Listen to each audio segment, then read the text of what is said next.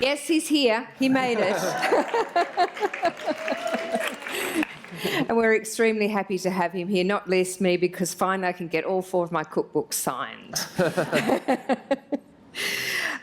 It's lovely to see you all here, and a big vote of thanks to Sydney Opera House for having us in this gorgeous space and for looking after us so beautifully, and to all of you for coming along as practically the last event of Good Food Month this year. So it's a wonderful way to wind up.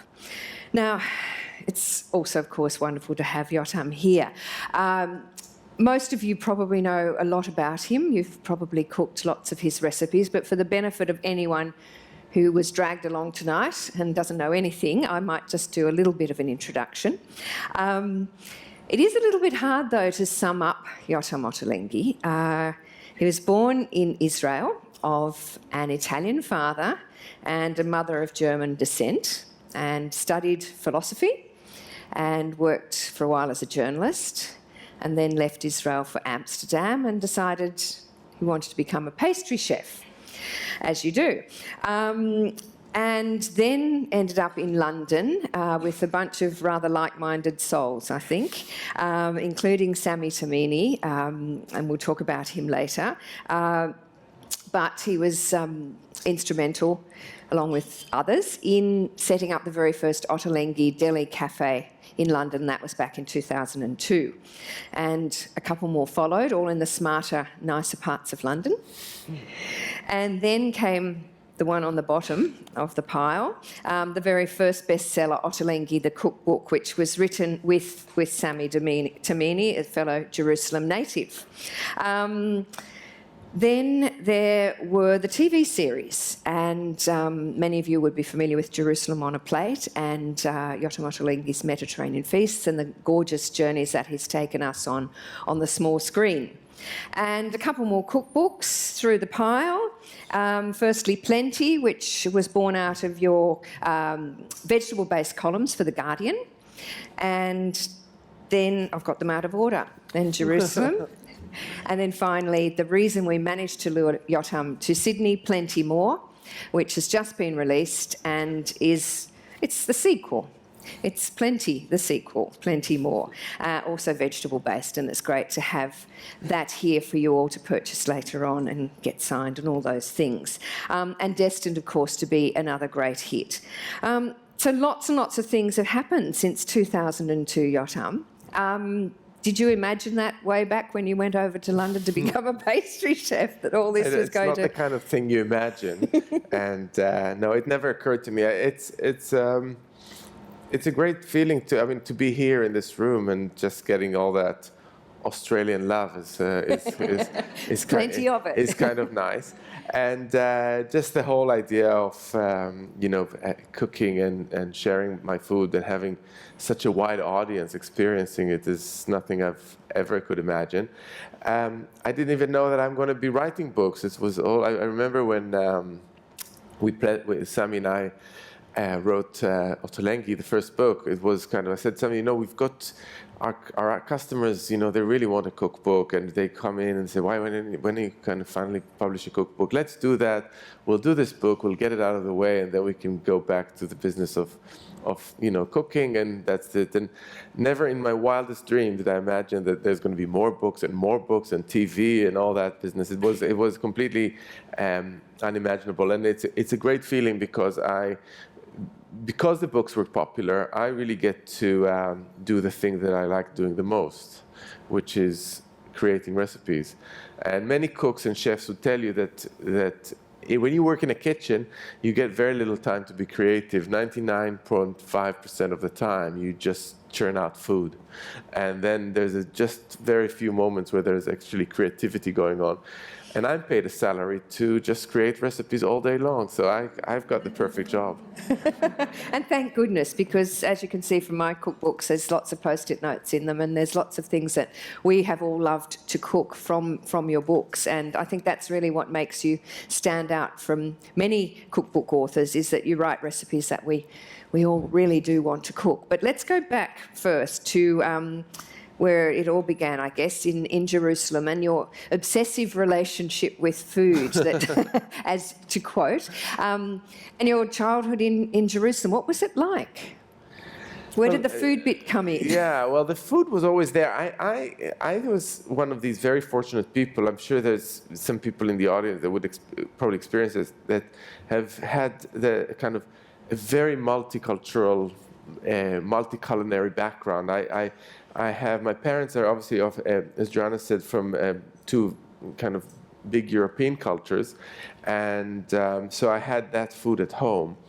And but out on the street, you know, Jerusalem is at the heart of the Middle East, and it's got all the wonderful food traditions of the Middle East that we all, you know, have come to know. You know, the food of Lebanon and Syria and Egypt and Turkey. And those are magnificent royal cuisines, as I call them. I mean, there was fantastic food all around me. Markets with all the vegetables and the spices and all the condiments and the ingredients and the dishes that Sami and I wrote about with so much love in Jerusalem. And so I got a little bit of everything, a bit of Europe, a bit of the Middle East, and it's a great starting point for someone who is going to find themselves 30 years on actually cooking. And yeah, so this, I guess that's how my palate has been formed, and I'm grateful ever since. And of course, there was that Italian influence somewhere in the household, I imagine. Yeah, I'm so not Italian now in my cooking. I mean, you know, the last thing you can call me is a minimalist, and my dad, bless him, he's such a nice man, and he would never criticize me. But you know, when we sit down for dinner and I cook something, which doesn't happen so often because normally I want my parents to cook for me to this day.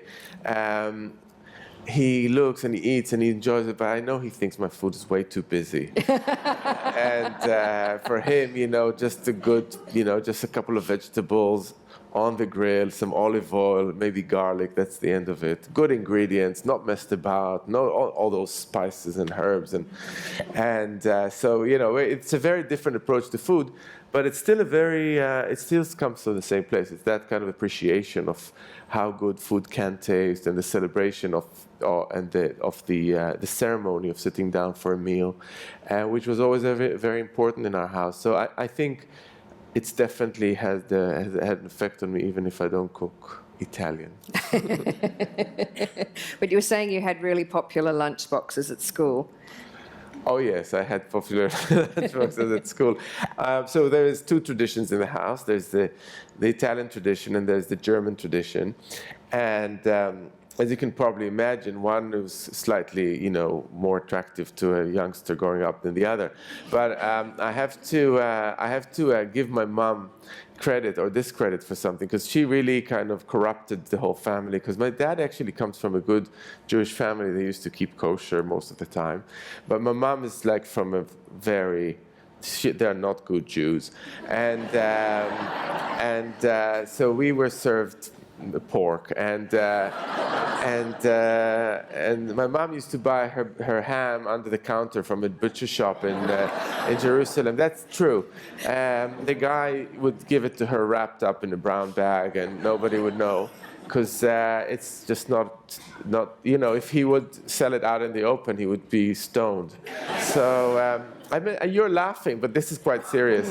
And so my mom used to make delicious ham sandwiches for us for school, but she always used to tell me and my siblings, just don't tell them just say it's turkey. So for years I used to go to school with these amazing turkey sandwiches, and I mean, nobody cared that the turkey was actually pink, but yeah, that was my point of, you know, that was when I kind of realized that maybe I'm a little bit different. And of course, they were all going home saying, Yotam's got this great turkey. I don't know where he gets it from, but we want it too. Yeah. Your business and your first three books were put together with, or first book was, and third book, were put together with Sami Tamimi, who is also from Jerusalem, but of a Palestinian background. So how did that work? Did you have much did you find you had much in common, or is there a lot that's different? Because you would have grown up on two very different sides of the world, really. It's almost uncanny because Sami and I were born in the same year in Jerusalem. And when we finally met in London in the late 90s, we realized that we had such parallel upbringings. And we grew up in the two sides of the dividing line of Jerusalem between the Jews and the Muslims. But we both moved to Tel Aviv at the same age. We both moved to London at the same age a few years later. And we really shared so much. We had so much in common. And we only discovered it when we started working together in a restaurant, in a cafe in London. And the funny thing was that Sami and I, when I first met him, we got talking, and we were speaking for about 10-15 minutes before we realized that we were speaking in English, but actually we could speak in Hebrew because his Hebrew is perfect. And this is kind of, I mean, ever since then we had this bond that was not really completely only related to food. It's just because we have such a similar background in many ways. But when it came to Do Jerusalem, the book, quite a few years later, after we met, maybe almost, I think, 10 years after we met, longer than that. Noam, our business partner, said, "Why don't you write a book about Jerusalem?" And Sami and I looked at it and said, "Why would we do that?" Because Jerusalem of our childhood was a great place, but it somehow, if you're born in Jerusalem, if you're a young adult, you kind of want to leave because it's a very intense place. It's very highly religious. It's got a very it's very backward looking, and as a youngster, you want to look forward and outward. So we were both, as many of our friends, were keen to leave. So going back and looking, 20 years later and saying, "Why don't you write a book about Jerusalem?" felt quite unusual. Also because we didn't feel that our food is the food of Jerusalem. We've kind of taken a few ingredients, but we didn't serve hummus in the restaurants or falafel or any of the classics of Palestinian and Israeli food. But we decided to give it a chance, and I remember we met one day in Sami's house one afternoon, and we're sitting in the kitchen, and we started kind of reminiscing and talking about our little corners of the city where we used to eat, and all of a sudden after 2 hours, we were with a list of about 400 dishes we wanted to try. It was like we couldn't stop it. The Yemeni soup from that corner, and the guy that was selling the hummus in that corner, and then that bread baker. It was completely clear to us that we have to do it. And I think it's got to do with age and with the fact that you get a bit more forgiving and nostalgic, and we allowed ourselves to really immerse ourselves in the project. And it was great fun because, in a sense, it's nice to let go, and it's also nice to kind of come back with a new perspective and a new agenda, but also kind of go back and check how we were created. I mean, as human beings and as cooks. Do you have different points of view politically because of your backgrounds? No, actually not. Sami and I never argue about politics for some funny reason. I think the main thing is that we're both bad examples of our culture, and so I'm not your typical Israeli, and he's not your typical Palestinian, and we live far away from the conflict. So it never comes up as an issue. I think we both see things eye to eye. We're quite, despondent and depressed at the moment of the way things have been evolving. But it never occurred to us to even start to engage in an argument because we really don't. We are just very good friends, and all the rest is just incidental and not really important. And we like cooking together. We like the same kind of food, so that's really what's important to us. And that's how, of course, those wonderful deli cafes were born in London. And I'm sure many of you have been to one of the Ottolenghi restaurant cafes, delis in Notting Hill or Islington, Belgravia. I think there's another one coming. Yes, there's one in the pipeline, and we're opening next year near Liverpool Street in East London. A little, well, not so little, a bit like in Islington. So it's going to be a cafe takeaway and also a proper restaurant. So it's a big project because we don't open restaurants very often. So we're kind of been working on that for the last couple of years. Right. But they're all, as many of you I'm sure know, it's beautiful white with these bold splashes of colour, and all the dishes that are on display are so enticing just because of the colour, the combination of ingredients, and very much a sort of a style, I guess. And bold, bright and beautiful. And I think you said to me once, sunny food, and I'm sure you've said that many times, but really sunny, bright food, which in grey old London is probably part of the charm. Do you think did you set out to do that, or is it just something that evolved into an Ottolenghi style? Yeah, I don't think we knew what the Ottolenghi style will be when we started. It evolved. I think it's a kind of a negotiation or understanding that we started to have with with the people who bought our food, because I think that when you sell food, unlike in a restaurant, our food is, most of the food, not in Nopi but in Ottolenghi, is on display. So people walk in and they can basically buy what they see. And I think it actually affected the food that we sell quite a lot, because people buy with their eyes and they have a certain idea about what it is that the food should look like, and then they kind of assume about the flavor based on those assumptions, or on the visuals aspect. So in some ways, unlike restaurants, we're very driven by the visuality.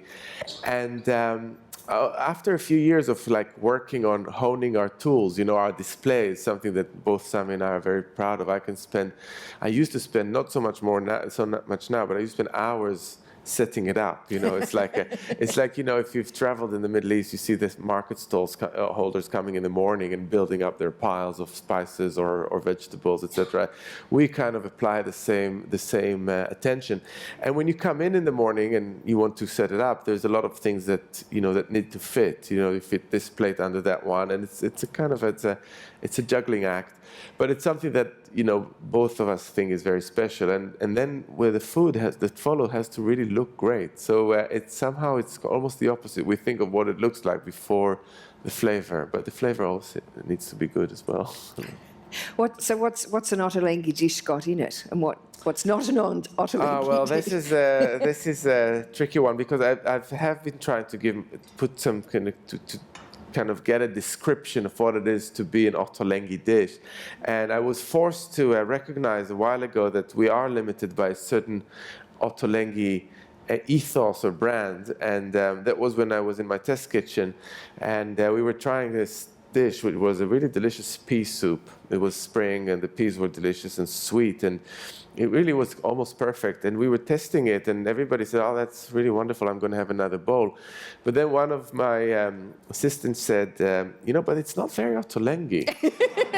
and it was a moment of revelation that I realized that in some way I'm a victim of my own success. So everything needs to be super exciting and different and dramatic, and it was just a solid pea soup is not good enough. And any person who would bother to make the recipe would go and say, "Oh, that's okay, but it's not Ottolenghi."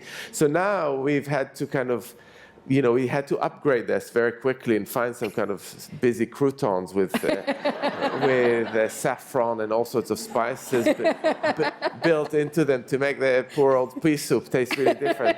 So that is actually the case. Beyond the humor, it is really the case that we try to make things very, very exciting, very different, because I think people do have that expectations from an Ottolenghi recipe that needs to be, there needs to be a point of difference, and there needs to be, lots of things. There needs to be acidity, there needs to be smoke, there needs to be sweet, there needs to be surprise. Not every bite should be the same as the other bite. All that kind of experiences are what we end up aiming for now. Yeah. And of course, here people will say, "Oh, it's very Ottolenghi." I mean, it's something that we all use to describe a style of food now, I think. And obviously, when you wrote that very first cookbook in 2008, you were probably taking a lot of Londoners through things that they hadn't discovered before, like sartans, sumac, and good old pomegranate molasses. And I defy any of you not to have some in your cupboard now. All those things that come and check later. the Ottolenghi police will be on to you. But all those things that are now almost everyday. So modesty aside, you've probably, and people have said this before, that you have changed the way a lot of people eat and certainly cook, and the look of their pantry shelves. Well, I guess to a degree, I have to say in my defense that I think this would have happened because there was a bunch of ingredients that were just ready to be explored and discovered. And the food of the Middle East is a wonderful food. It's very diverse. It's much more complicated than the title Middle Eastern food. I don't think it does this any justice. But there are certain ingredients, preserved lemons and cardamom, and you mentioned pomegranate molasses and date syrup, and all those things that I've been cooking with over the last few years. Are really fantastic ingredients, and I think in the West, in Europe and North America and also Australia, we have been through a few Mediterranean cuisines and have gone through them quite deeply. I mean, archetypally it's the Italian one, but then the same applies for Spanish and Greek, etc. But the food of the Arab world and Israel have not been explored at all, and I think we had quite a few bad examples of kebab houses that we go in to eat when you're pissed, but we never had a serious kind of examples of those cuisines up until 5 or 10 years ago. I think it's a little bit different in Australia because you have a very big Lebanese community, and I don't think what I'm saying applies as much, but it definitely applies to North America and Britain. And those ingredients applied to daily cooking, I think, were just ready to be discovered, and I just happened to be the one who pointed at them and told people, like, go and buy your tahini paste, because otherwise you're missing on something great. Put the name to the revolution. Talking of revolution, Yotam was here in 2010, which was great, and we had a conversation then, and I asked him what he would like to talk about, and he said, let's talk about the politics of food. And I went, great, because in my previous life I was a serious journalist, and I thought that sounded like an excellent, meaty topic. But you talk very much about how food can bring people together. Is that still what the politics, is there still politics around food? There's always politics about food. There's more politics today than there ever was, and I tend to, there is the politics of that really burns in your stomach. The hummus debates. That where people get really kind of wound up and can really kind of go into a mini war over it. And can you explain what that debate is? There is all sorts of examples. I mean, I don't know how hummus has really become a kind of focal point. I think because it's become so popular in the West. It's like the ultimate. It's replaced the coleslaw as the ultimate, supermarket tub, and but actually in the Middle East, it's a meal. As you serve it at room temperature, it comes with all sorts of wonderful toppings. Warm chickpeas or lamb, and it functions. It has a very different function, but I feel very strongly about it because I love my hummus, and I think. Sami and I make a great hummus, and I get really upset when people add things that shouldn't really be there. And I even got myself into trouble recently with a British famous chef, whom name I'm not going to mention. And I said that her hummus is not quite right because she takes tin chickpeas, puts them in the food processor with yogurt and olive oil, and calls it a hummus. And I thought, that is impossible. So the next day there is a headline in the Daily Mail saying Yotam Ottolenghi attacks XYZ over hummus. So I'm being a little bit more diplomatic about it now, and I'm not mentioning the name, but you can all Google it. But I think we can almost guess too, if it's quick and easy. No. Yeah. In any case, so I got myself into trouble over hummus, and I wrote a little manifesto on my website explaining my point of view to anyone who's interested in reading. But beyond all that, in the Middle East, the debate about hummus is a very serious debate, and it's a debate about identity and ownership, which is much less funny than the one that I've had, and that's because people feel very strong, because when the reality is very difficult, and people hang on to their traditions as a way of establishing their identity. So when I told you let's talk about food and politics, it was interesting for me in a sense, to try to understand how what we cook, what we put on the table, is a way for us to define ourselves. And so that's in Jerusalem, and then because I've been traveling over the last few years for my TV programs, I've come across an infinite number of examples how food is a wonderful tool in unraveling identity. And if any of you have watched my program, I try to get into people's worlds through their pots and pans. So I go into someone's kitchen, I lift the lid, and I go like, what's in here? And I think it's a wonderful thing to see that everybody wants to share food. It's the most immediate thing, and even people who are quite cagey and maybe shy, and they wouldn't start talking about their life circumstances, completely melt as soon as you're going to ask them for a recipe and taste it and acknowledge that it's good, that you're enjoying it. And what I find the most exciting thing about traveling, apart from discovering new ingredients, is actually being able to reach to people's world and get a really good understanding of what they're about through food.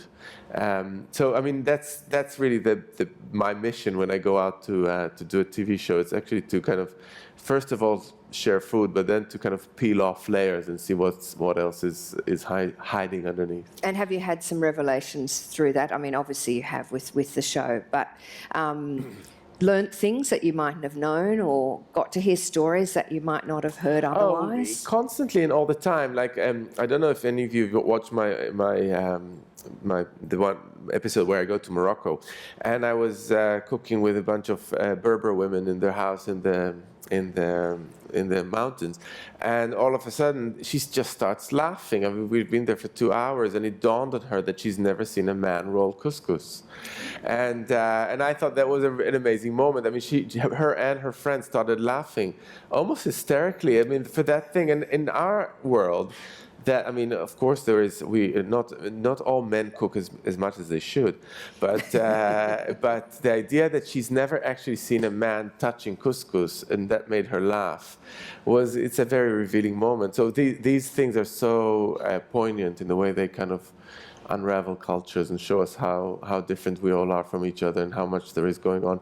And the food is the way to kind of to understand that. And of course, because somebody shares their food with you, if you accept it, you're accepting who they are. Yeah, and you are immediately accepted into their world. And people are very, people love feeding. I don't know if you notice, but people just love feeding other people. So you either love to be fed or you like to feed. And so the world is divided to two camps.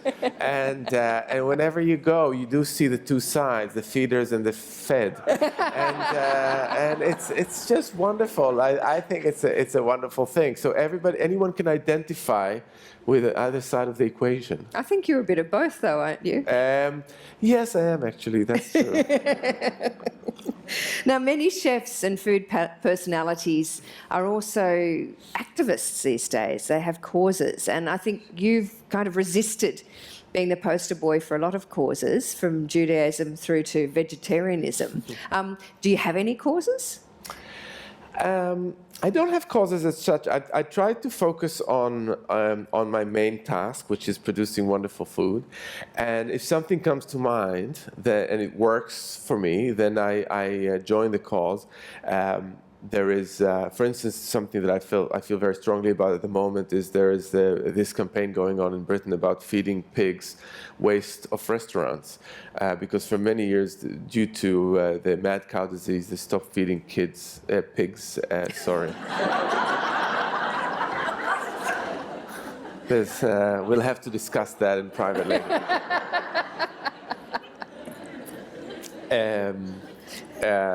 They call it sweel, right? What the leftovers of restaurant, and that really bugs me because there's so much waste. And restaurants, if anyone has ever worked in a restaurant kitchen and seen the amount of stuff that goes into the bin at the end of service, it's shocking. So feeding all that to pigs would make complete sense, but it's illegal in Britain at the moment. So that's something I feel very strongly about. I feel very strongly about my vegetables, and I try to convince anyone I know and anyone who's in this audience or who is I come across in this book tour to try to engage more with vegetables and enjoy them more and try different ways with them. But my first and only mission is really just to make them taste good. It's not about convincing anyone that it's good for them or that it's healthy. That's not my business. That's their business. But I really want to share the idea of how delicious vegetables are, and that's my one and only aim, really. And people also now are very conscious where their food comes from, and I guess that would apply also to your vegetables, Yotam. Do you care where your vegetables come from? Very much so. I'm a bit unfortunate because I live on a small rainy island, and we don't have the abundance that you have here in your big sunny island. But so we need to get our vegetables sometimes from a further distance, like Italy or France or Spain, and that's okay. But I feel strongly about seasonality because I think vegetables taste good in the right season. I think it's good to wait for the vegetable to come when it's ready to come to you and not get it over from Peru. And I just think it's generally a good thing to be attuned to what you eat. But I'm not on any sides of the extremes of this debate because I think it's also, ingredients have been traded for thousands and thousands of years across the world, and we've all benefited from this trade. And nowadays you can grow things that grow in one part, in another part. I've seen a farm in Devon now that grows shiso leaves, which are like a Japanese staple, and so we get our own fresh British shiso leaves. I mean, what's the world coming to? So it's fantastic. So I'm not a firm believer of farm to table policy, but I do think it's good to keep this in mind and try as much as possible to stay attuned to what's going on in the outside world.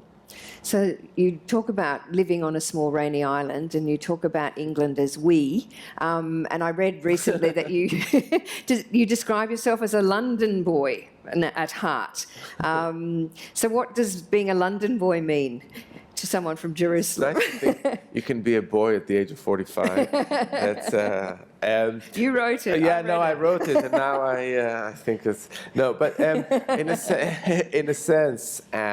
What I talk about, I've got a kind of split personality because I guess I'll always be Israeli, but will never be English. But London is a good place to start because I think it's one of those places that really kind of is void of a national identity in the best sense of the term.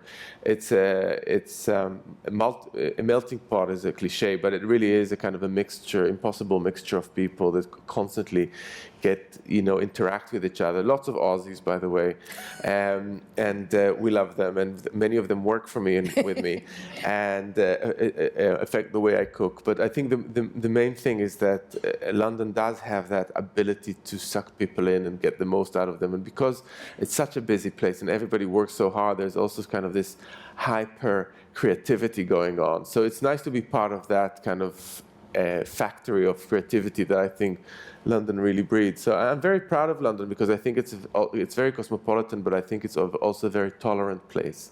More than any other European city that I can think of. It's kind of in a good place in between the new world and the old world in terms of values and the way it works. So I'm very proud to be kind of part of the London fabric.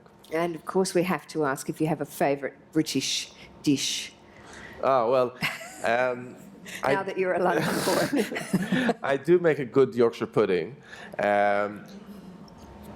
I've worked in a traditional restaurant, English restaurant, once in my life, and I made a lot of those every Sunday morning for the roast. So yeah, I can make a good Yorkie.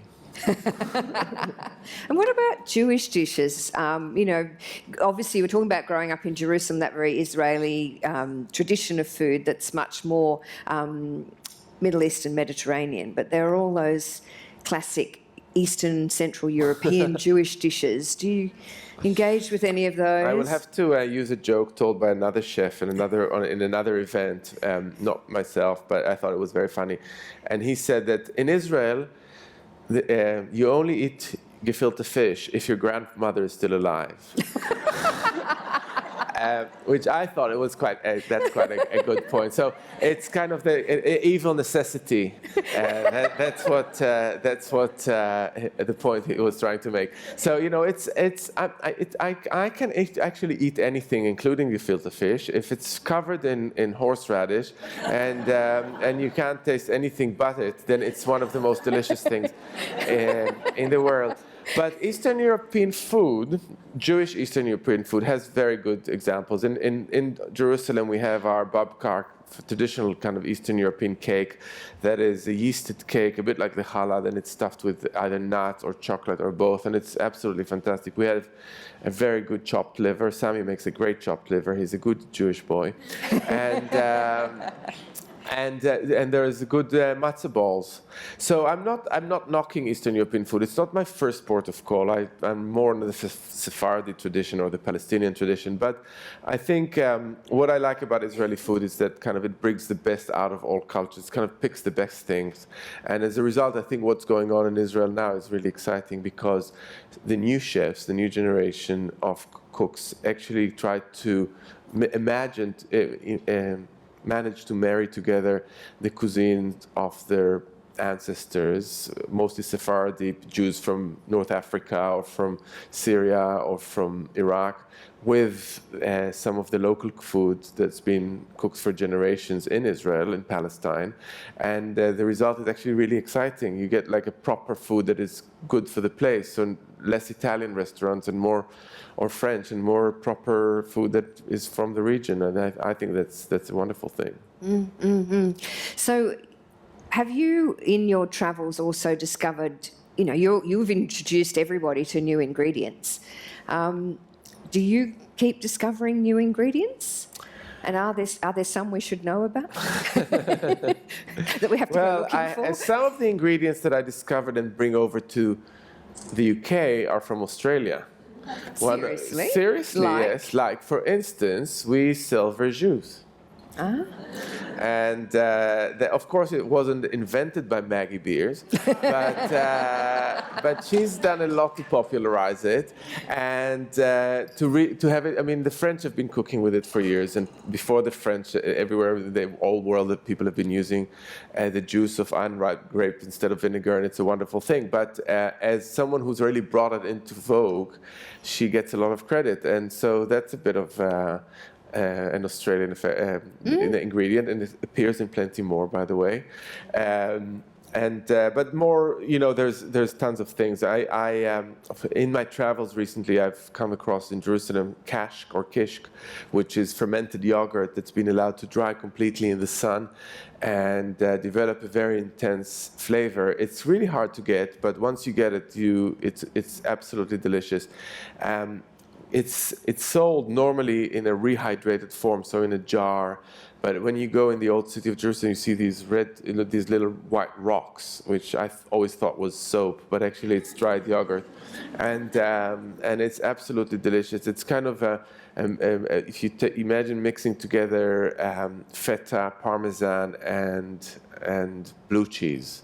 It's that kind of, it's those kind of flavors, and it's great for soups and sauces. You can cook your kebabs in it or your stuffed vegetables in it. It doesn't split as much as yogurt does, and it's really, really special. So that's some things that I've recently discovered. But the book is full of those discoveries because I can never sit still. I always need a new ingredient to annoy you with. A new challenge for everybody when they get the book is going out and finding it. You can get kishk here in Middle Eastern grocery stores, so that's reassuring. What about food trends? Again, you're a townie, you're an urbanite, and we're all subjected to the highs and lows of trends in food. 1 minute it's, this year it's Korean, last year it was Mexican.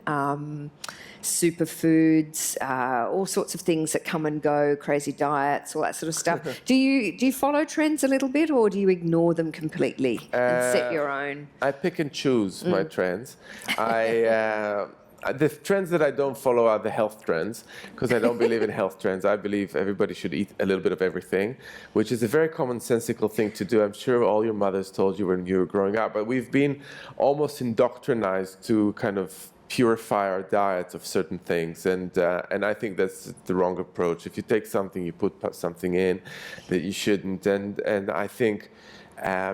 In my opinion, and that's what I do in all my books, you should really be trying to engage in everything, whether it's vegetable, whether it's a little bit of meat, whether it's fat, whether it's gluten. You know, I'm not talking about allergies. I'm talking about the whole idea that, you know, that we eat everything. And I've never had a feeling. No doctor and no research has ever convinced me to stop eating something that comes from nature, unless it's got lots of E numbers around it. But something that is really kind of, that has stood the test of time, I don't think there could be anything wrong with it. And that includes butter and sugar and lots of other things. Other trends, I think, are actually, I have more time for them. When it comes to I think it's really nice that now in the days where everything is so accessible and available and visual, we can get to see what people cook in New York or in South America or in Japan, and I get very excited when I've come across things like, you know, southern cooking from southern USA, which has a lot of, which I would never have known about. So it's okay. It's kind of annoying to see that all the restaurants serve burger sliders for about 3 years and then move on to the next thing. But it's also a great way for us to learn about food and get engaged in new cuisines. And somehow they always leave something behind that we keep on doing. So I don't think that these trends are without merit, but I do have very little time for all these health scares and health crazes. That's reassuring, isn't it? I think we all like to hear that. Nopi, there's some clapping coming.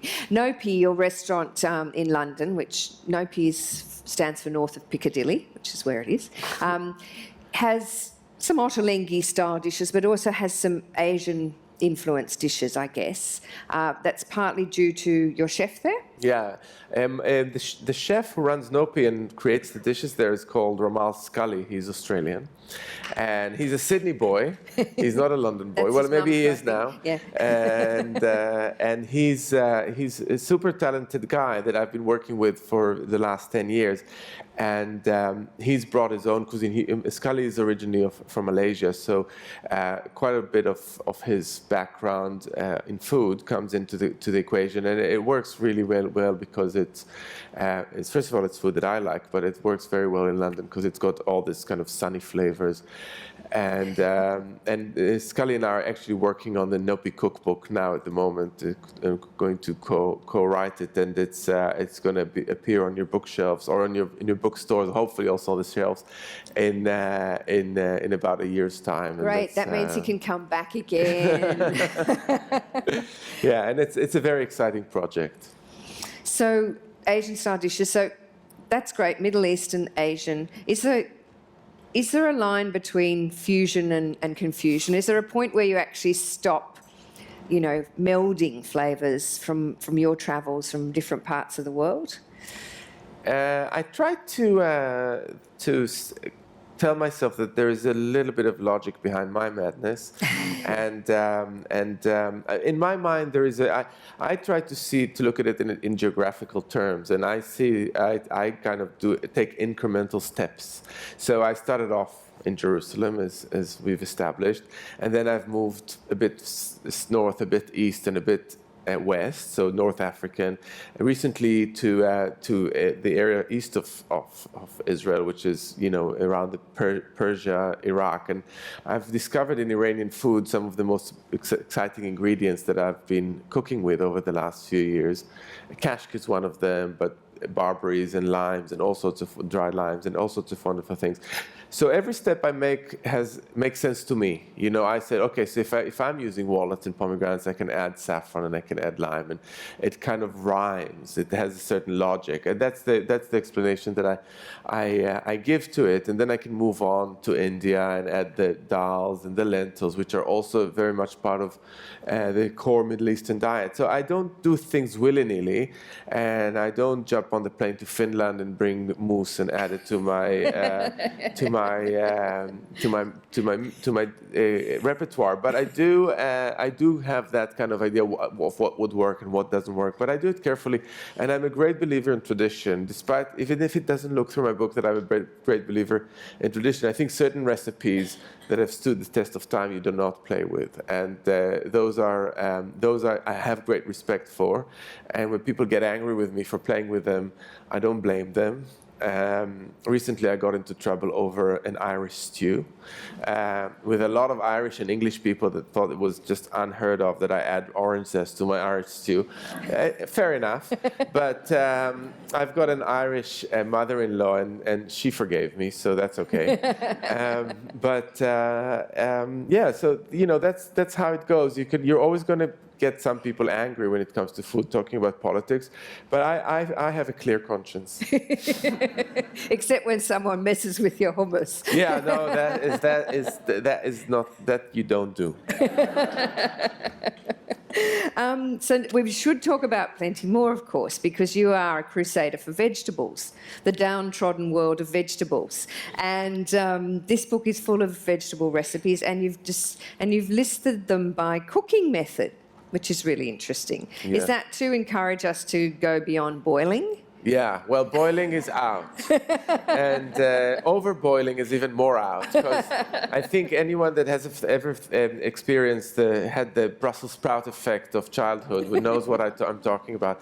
And so it's all about new ways with old ingredients. I mean, there are all the new ingredients that we discussed, but in actual fact, what I get more excited about at the moment are cabbage and cauliflower and Brussels sprout and turnips and Swedes and all those ingredients that have been with us forever, but we've neglected to see that there's a ton of ways to cook them. And so that's why I called my chapters according to the cooking technique. There's, like Joanna said, there's roasted and grilled and char-grilled and baked and steamed. And it's all about taking the ingredients and working with them in a creative and a different way and getting very different results. If you take the Brussels sprouts, for example, there's about 5 recipes here for Brussels sprouts that involve very different techniques. There's a slaw that just involves, slicing it very thinly and mixing it with lots of acidity and lots of other wonderful vegetables. There's a Brussels sprout risotto that is finished with some deep fried Brussels sprouts on top, so you get 2 textures. There is grilled Brussels sprouts that are mixed with pomelo and star anise and all sorts of wonderful things. So, in a sense, taking something that is in some people's minds so horrible, and just injecting it with life, keeping the color there, keeping the flavor there, and making sure that it's done properly. And I think that's the message that I'm trying to bring across with this book, that there is really no way to resort to your knee-jerk option, that there's so many other options with vegetables, and each one opens a whole new world into a vegetable. How many Brussels sprouts haters in this audience? Very few. See? Oh no, that's quite a few. Yeah, and try the haters. Let's meet in 3 years' time when I come to promote the next book and see what these recipes did for you. Because, putting Brussels sprout in a very hot oven with a bit of olive oil and some aromatics, where they slightly char on the outside and stay super soft in the middle, avoids any sort of bitterness. It kind of keeps all the wonderful flavors in and makes it really kind of a new thing. So I really hope that ones who raise their hands will not raise them next time. Yes, I could see some nods in the front row from the Brussels sprouts converts and the skeptics. The Brussels sprouts skeptics are going to be talking to you about this. I think they'll be emailing you about your recipes shortly. I can't wait to get the emails. So we want to leave a little bit of time for questions. Before we get there, I think it is a bit of a classic question, but we've heard from you that you are going to open a new restaurant, which is exciting. We're also incredibly excited that you're going to write an Opie cookbook with Scully, because that means that you'll have to come on another book tour, and we'll be here. What's the dream? What else would you really, really love to do? I live the dream because I do things that I love doing. I am very fortunate to be writing recipes, and writing recipes is a wonderful creative activity that actually as I said, every chef and every cook would love to do. So I really enjoy what I'm doing. And I've already got the next book in mind, which is probably going to be a baking and sweet book to all the people that have been waiting for it. That's a big serious book that's in the making. It's also going to be co-authored, and that's it. I don't have a big 5-year plan, but I know that I never stay in one place. I'm going to do other things, but remains to be seen. Remains to be seen. Well, you keep us posted, please. I will. Yotam, thank you so much. I'd love to see if anyone would like to ask a couple of questions, because this is your chance. There's a microphone just here. It's suddenly, I love the Opera House. The way that just came to life. It's got a big 1 on it, and there's another one up there that's got a big 2 on it. So if you would like to ask a question, please stand in front of microphone number 1 or number 2. And there's a gentleman, is that gentleman right behind microphone number 1 ready to go? Great. Thank you. Thank you. Firstly, welcome to Sydney. Thank you.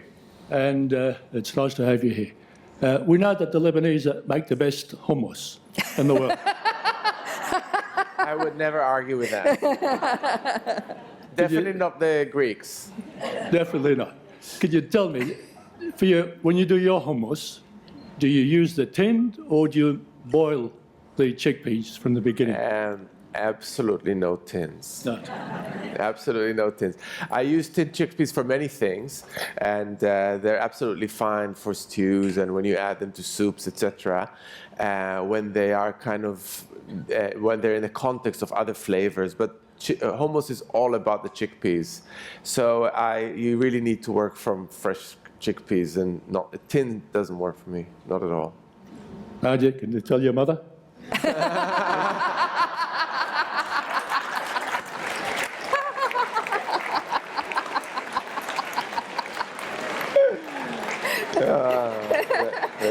Who's going to break it to her?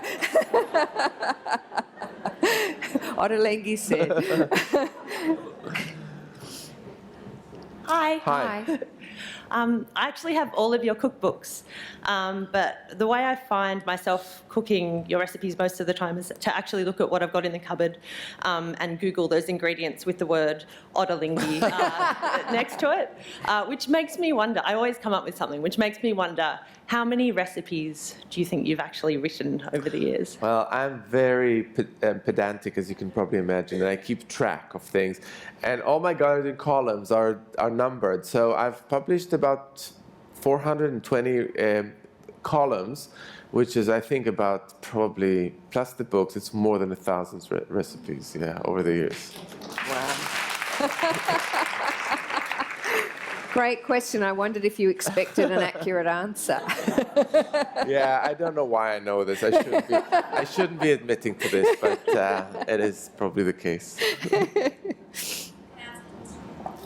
There's someone we want there. everyone to hear, so Yeah. do you mind? Yeah. Welcome to Sydney.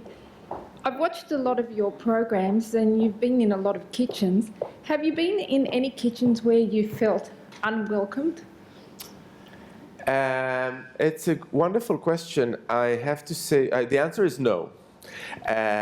Normally when you come with a TV crew into a kitchen, that kind of element of surprise has been eliminated by researchers. So it's hard to come to surprise people in their kitchens in that respect, so that they're unhappy. There have been some situations where it's been a bit overwhelming for the host, the amount of hassle that it is to entertain a TV crew. I don't know if in your days it happened, but when we arrived in Morocco the first night, and we were still not doing what we were doing, we arrived into this kitchen in Riyadh, and it was really a complete nightmare. We wanted to cook in this poor Moroccan woman's kitchen, and she didn't know what was coming. The lights, and they've rearranged the set, and it was a nightmare. And we've decided after that not to do anything like that anymore. But it was an awkward situation. But I want to give actually the example of the opposite, because when I did Jerusalem on a Plate, I had a really wonderful experience where I met by chance a Palestinian family, and that was not planned or orchestrated in any way, in one of the places I went to eat in, and they invited me to their house on the hoof, and then a few days later we arrived to their house. And it was the most remarkable experience. I've never been to a Palestinian kitchen as such. I've been in Israel, but not in the West Bank, which is kind of enemy territory in quotation marks. And it was pretty amazing. The whole experience was so loving. And, the cousin came especially from Jordan with her dishes, and the brother came from the other part of town. And they welcomed me so much because, as I said, it's all about feeding. It's all about, there is that intense desire to get people to like your food or to like you through the food. And it was a marvelous moment. It was completely awkward for me to arrive with a film crew, a Jewish Israeli guy, into this Palestinian home in the other part of town. And it was made completely natural just by the fact that, she was ready with her friends, with the food, and the food just broke down all the barriers in seconds. It was one of the most memorable meals I've ever had. Why food does that? Why does it break barriers? I think food break barriers because it's just the experience. It's the one experience that we all share, and when you approach someone, and it's got to do with the fact that we love to feed. I think as soon as you allow someone to take care of you and to share something with you, then it's already you're already halfway, to their heart. I don't think it takes much more than acknowledging someone's food to kind of be their friend. And it's a very intimate thing to eat something that someone has just cooked for you. So I think by feeding me, it was actually a kind of a declaration of a sort of an intimacy. I agree, and what I find is because I'm a feeder, and that straight away there's an emotional connection with the people that you're with. Yeah. And there's very few other mediums that does that so quickly. Absolutely, because everybody eats. Yeah. So everybody knows what it means to eat. That's how basic it is. Well, I thank you because all your recipes are delicious. Thank you.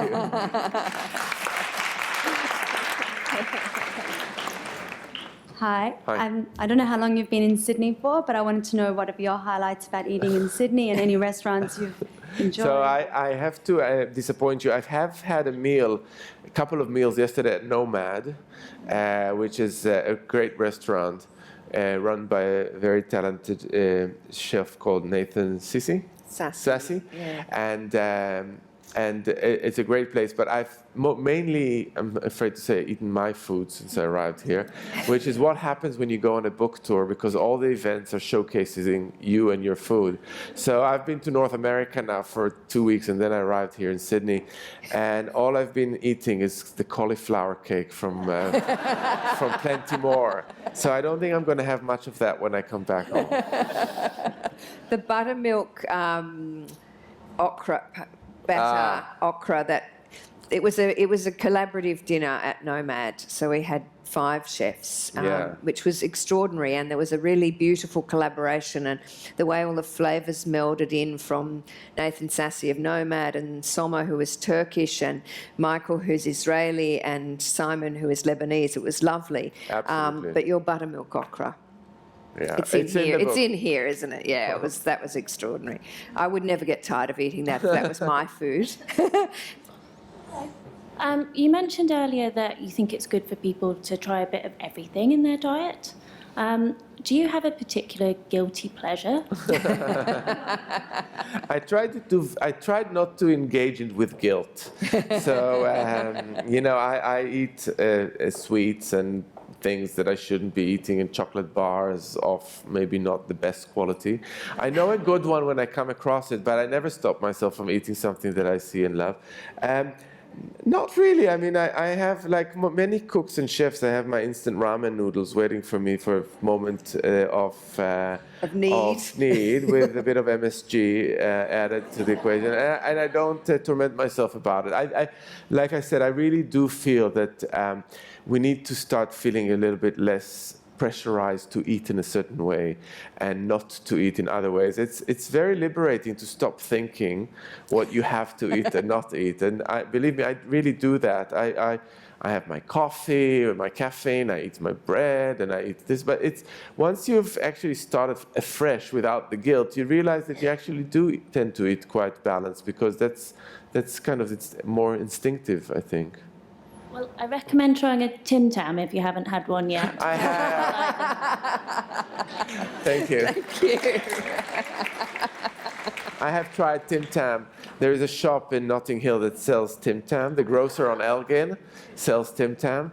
It caters for Kiwis and Australians, and you can go there and buy it. This comes in a couple of packagings. I've tried one of them at least. Yeah, the original is the best one. The original, okay. Last chance for a question before we wrap up. Oh, this lady's sliding her way out. Now, very shortly, this might actually, I think, is that a person making? Yeah, okay, but 2 ask one from the questions, top. and then we'll wrap up, because we want to give you some time also to meet Yotam outside and get your book signed. Thank you. Yotam, it's great to see you live. I've been to your cafe in Islington in London. Loved every second. My question is, what ingredient could you not live without?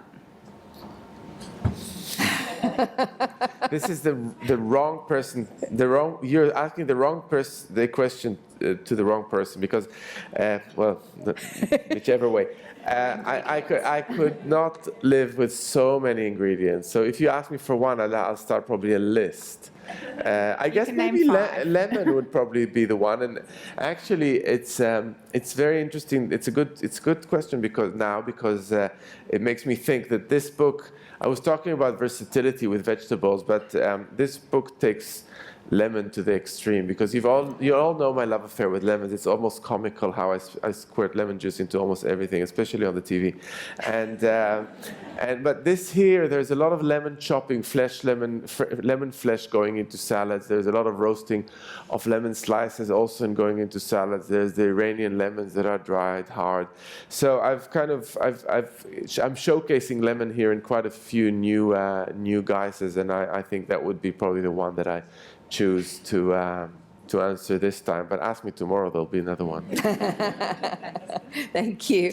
And our final question right upstairs. Something just a little bit different. Thanks very much. I really enjoyed that. And I just had a question you mentioned before about using geography and the travel and sort of doing it all through flavour through travel. And I was wondering, did you, when you studied philosophy, mainly study Western or Middle Eastern philosophy? And I was just wondering how that's influenced your perspective on life and what you do now.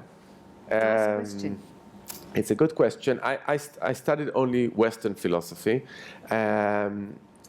That's what I was taught. But I focused on my dissertation was in aesthetics, art philosophy, and I feel quite passionately about the arts. I mean, it's quite general, but aesthetics is important to me, and I think I did learn to appreciate it through theory and then through practice, through what I do. So I think that's a kind of a thread that connects the two experiences together. I think I chose art philosophy because I had a kind of inclination that this is something that I feel strongly about, and it kind of triggers me. And I take a lot of pride in how I make things, in the way things look in the books, in the way the food appears. I think it's very important to have an aesthetic experience.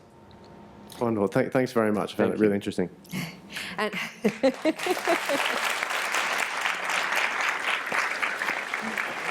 and aren't we lucky that Yotam gave up a career in philosophy and took up a career in cooking instead? Yotam Ottolenghi, it's been wonderful having you here. Thank you to everybody who came, and thank you to Sydney Opera House, and enjoy the rest of your evening.